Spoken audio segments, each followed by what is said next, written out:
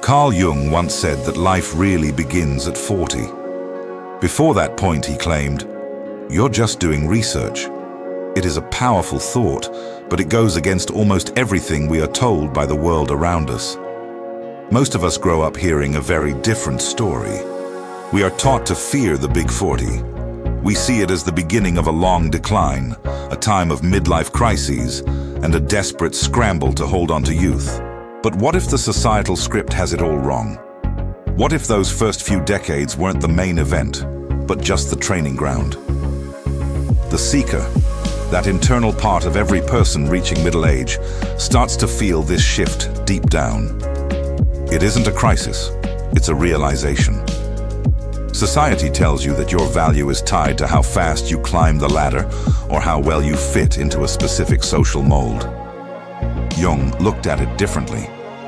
He saw midlife not as a loss, but as an awakening. It's the moment when the noise of the world starts to fade and your own voice starts to get louder. Think back to your early 20s and 30s. You were busy gathering experiences like they were tools for a shed you hadn't built yet. This was your foundation phase. You were learning how the world works, how to navigate relationships, and how to hold down a job. You were basically an intern in your own life. Everything you did, every mistake, every small win, was just data. It was all part of the research. You were building a base, but you weren't actually living in the house yet. This period is necessary. You can't find your true self if you haven't first understood the world around you. You had to learn the rules before you could decide which ones were worth following and which ones were just heavy baggage you didn't need to carry anymore. During these years, your identity is usually built on things outside of yourself. You look for external success to tell you who you are. You want a job title, a nice house, and a specific bank balance. These are the societal scripts we all follow. They are necessary steps for survival, but they are ultimately incomplete. The seeker spends years checking boxes, thinking that the next achievement will finally make everything click. You get the promotion, you buy the car, you start the family. These things matter, but as you approach 40, a strange thing happens. They start to feel like clothes that don't quite fit your body anymore. You realize that while you've built a life that looks great from the outside, you might have forgotten to build a life that feels good on the inside. This is where the priorities start to tilt. External validation, that quick rush of being liked by people you don't even really know, begins to lose its appeal. You stop caring so much about what the neighbors think or whether you're keeping up with old friends. The social expectations that used to drive you suddenly feel like a chore. You start asking yourself why you're doing the things you do every day. Is it because you actually want to, or because you've been told that's what a successful adult is supposed to do? This shift can feel scary because it challenges the foundation you spent decades building, but it's actually a sign of growth. Before we continue, subscribe to the channel and tell us in the comments where you are watching from. This transition leads to what Jung called individuation. It's a simple idea, finally becoming who you really are. It means becoming a whole person and starting to live by your own terms.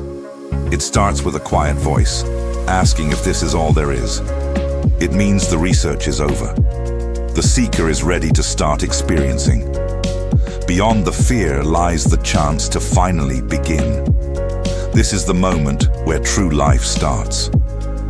To understand this shift, we have to look at the structure of the mind that the seeker has built over the years. Carl Jung talked a lot about something he called the persona. Think of it as a mask you wear. It's the face you show the world to get through your day. We all have one. You have a mask for your job, a mask for your friends, and maybe even a mask for your family. For the first 40 years, the seeker works hard to make this mask look perfect. You want people to see you as successful, reliable, and capable. This mask is a tool for survival, and it helps you navigate the social world.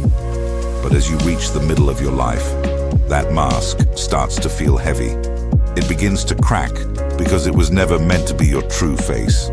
You might start feeling like an actor in a play where you've forgotten why you're even on stage. You realize that you've been living to satisfy the expectations of others, and that realization can be jarring. It isn't a sign that you are failing.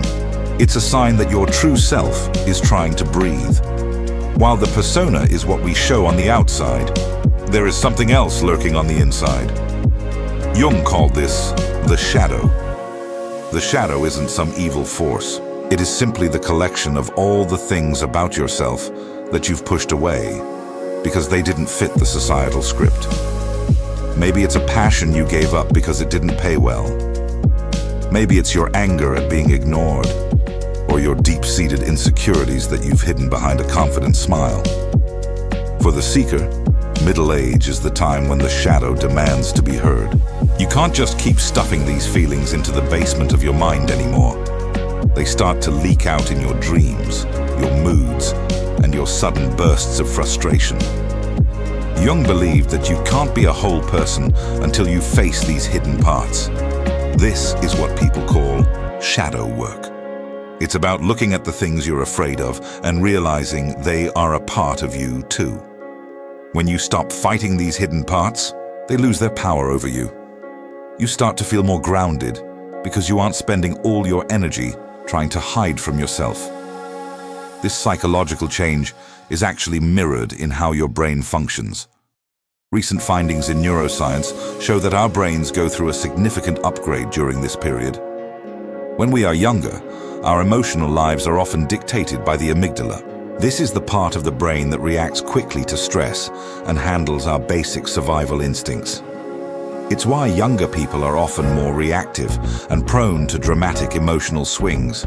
But as you age, the connection between your amygdala and your prefrontal cortex becomes stronger and more efficient. Your prefrontal cortex is the seat of logic, reflection, and complex decision-making. This means that as the seeker enters the second half of life, they are biologically more capable of staying calm and seeing the bigger picture. You have more emotional regulation. You don't just react to the world, you respond to it. This brain maturity provides the stability you need to do the difficult internal work of looking at your mask and your shadow without falling apart. Brené Brown describes this entire process not as a midlife crisis, but as a dismantling. The word crisis implies that something has gone wrong, like a sudden disaster. But a dismantling is a slow, purposeful taking, a part of something that no longer serves you. It's like realizing the house you've lived in for 40 years was built with walls that are now blocking your view. You start to pull down the wallpaper and the drywall of who you thought you should be. It's a messy process, and it can feel very vulnerable. You're letting go of the status, the titles, and the approval that you used to rely on for your sense of worth. But Brown argues that this is the only way to get to the truth of who you are. You have to shed the layers of external validation to find the solid ground of your own authenticity. The focus of your life begins to move from doing to being. In the first half of life, you were defined by what you did. You were a student, an employee, a parent, a spouse. Your value was tied to your productivity and your roles. But now, the seeker starts to value the quality of their internal state more than their external achievements.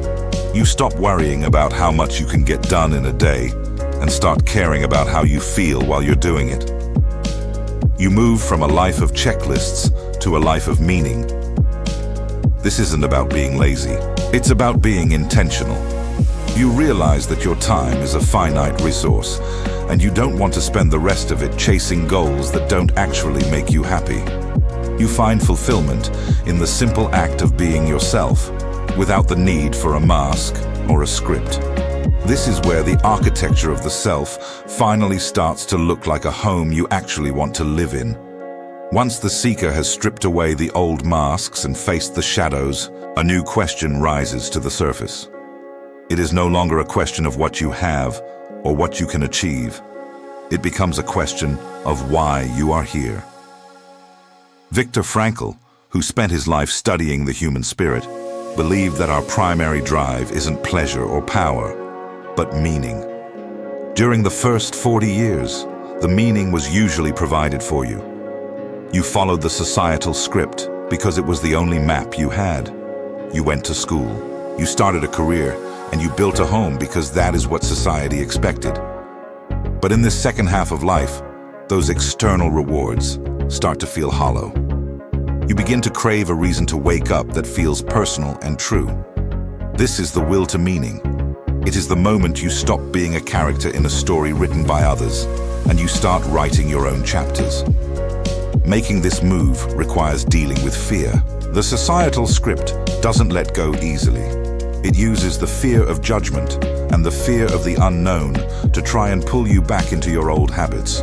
You might worry that people will think you're having a crisis or that you're being selfish for changing your path. But the seeker learns that this fear is different than the fear of youth. When you were 20, failure felt like a permanent mark on your record. Now, at 40, you have the perspective to see that you have already survived many hard things. You have faced setbacks, and you are still standing. This resilience gives you the courage to face the unknown. You start to care much more about your own integrity than about the opinions of people you don't even like. The fear is still there, but it no longer controls your choices. You understand that the only real danger is reaching the end of your life and realizing you never actually lived it. This journey leads the seeker toward what Abraham Maslow called self-actualization. We often think of this as a goal you reach after you have everything else, like a luxury. But for the seeker, it is a practical necessity. It is the process of making your outside life match your inside values. It is about internal peace. You stop looking for fulfillment in a bigger house or a better title, and you find it in the way you spend your time. You reach a point where your daily actions are in alignment with who you are. This isn't about being perfect. It's about being whole. You accept your flaws and your strengths with the same calm attitude. You stop performing for an audience, and you start living for yourself. This is the ultimate goal of the second half of life. Studies show a paradox regarding human happiness. Most people believe that we are happiest when we are young and that we get more miserable as we age. But the data shows a U-shaped curve.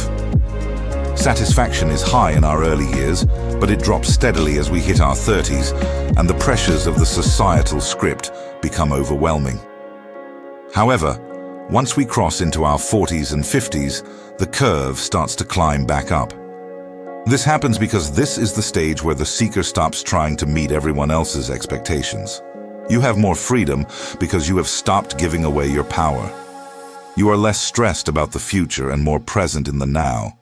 You aren't just getting older, you are becoming lighter as you drop the weight of things that never belong to you.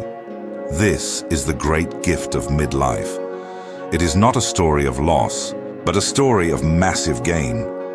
You gain wisdom that only comes from experience. You gain clarity to see through the noise of the world. You have a resilience that makes you steady when things get difficult. You are no longer in the research phase, trying to figure out how the world works. You already know how it works. Now, you are free to use that knowledge to build a life that actually fits you. Carl Jung was right when he said life begins at 40. The first 4 decades were just the preparation. All the mistakes you made and the masks you wore were just gathering data. Now, the research is over. The dismantling is done. You stop asking what the world wants from you, and you start asking what you want to give to the world. You realize that the person you were waiting for to give you permission was you. You are the architect, and for the first time, you are building on your own terms.